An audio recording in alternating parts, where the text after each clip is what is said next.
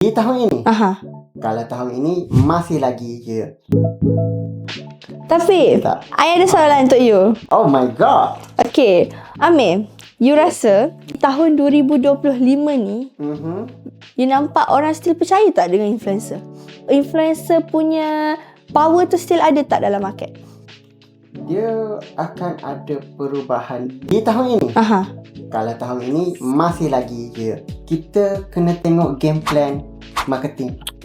Game plan marketing ni dia sentiasa akan berubah-ubah. Yelah, betul-betul. Setiap tahun lain-lain. Betul. 3 years back kita banyak bermain dengan selebriti. Betul.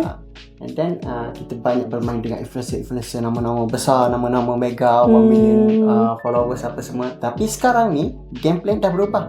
Game plan sekarang ni, Ramai klien cari influencer affiliators.